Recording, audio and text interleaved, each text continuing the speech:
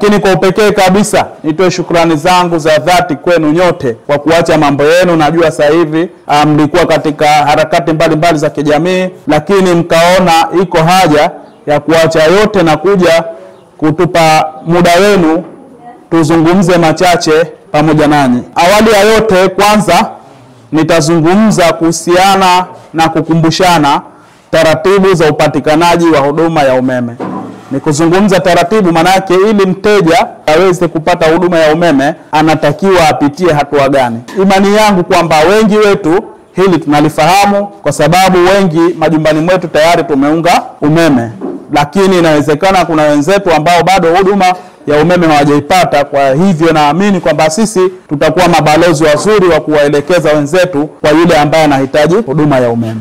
Kwa mwananchi ambaye anahitaji huduma ya umeme, hatua ya kwanza ambayo anatakiwa kufanya ni kuja ofisi za shirika la umeme kwa kufanya usajili. Na atakapokuja kufanya usajili, anatakiwa aje na picha moja passport size na kitambulisho chochote, aidha kitambulisho cha Mtanzania au Zanzibar ID au iwe pasipoti au kitambulisho cha kura au kitambulisho chochote ambacho kitatuonesha kwamba huyo mteja ndio mmiliki wa halisi wa hilo jengo ambalo analiombea umeme. Baada ya kufanya usajili, atapatiwa control number ambayo atailipia shilingi 8,000 kama ada ya usajili. Baada ya hapo, hatua inayofuata ni hatua ya upimaji, ambao maafisa wa upimaji kutoka shirika la umeme watamtafuta muhusika ambaye ameomba umeme kwenda katika eneo lake ambalo anahitaji huduma hiyo ya umeme na kuangalia ni vifaa gani ambavyo vinahitajika ili huyo mteja aweze kupata umeme. Wakimaliza hapo, wanakuja kuingiza makisio yale ya vifaa, mfano waya,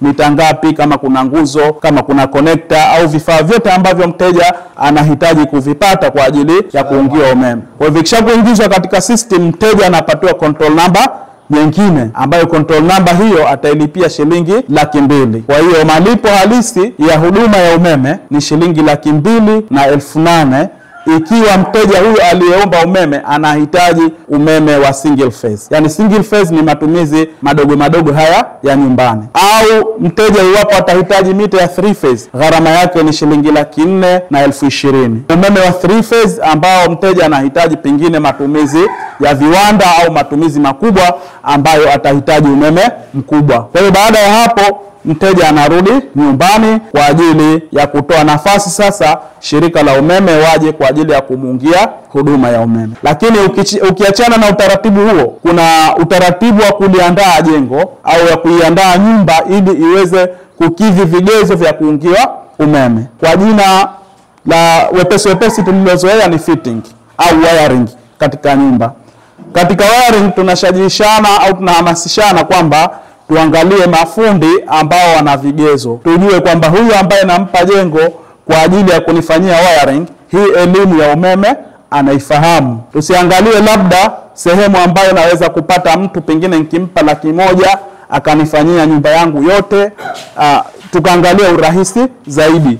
Tuangalie na ile qualification ya yule mtu ambaye tutampa kazi ya kufanya wiring, ili mazingira ya kupokea umeme ya nyumba yaweko katika hali nzuri. Na kwa bahati njema tu kwamba wenzetu mamlaka ya udhibiti wa huduma za maji na nishati wameanza utaratibu wa kuwatambua mafundi wote ambao wanafanya wiring au wanajishughulisha na shughuli za umeme katika jamii. Kwa hiyo hawa mafundi tayari wameanzishwa mazoezi ya kufanyishwa usajili. Kwa hiyo baadaye watafanyiwa usajili, watapewa certificate maalum ambazo mteja, ili uweze kumtambua kwamba yule anafaa kufanya wiring, lazima akuoneshe certificate ambayo amepewa kule ZURA. Kwa nini tufanye hivyo? Kwa sababu iwapo tutampa mtu ambaye ana vigezo tayari, ile elimu ya jambo ambalo analifanya analifahamu, basi itakuwa kwenye mazingira mazuri. Sawa jamani? Hivyo ndio ilivyo. Hata katika dini tunaelekezwa hivyo hivyo. Tukitaka kufanya jambo, tumwangalie yule ambaye ana elimu ya lile jambo ambalo tunataka kulifanya. ZECO ipo kung'arisha maisha yako.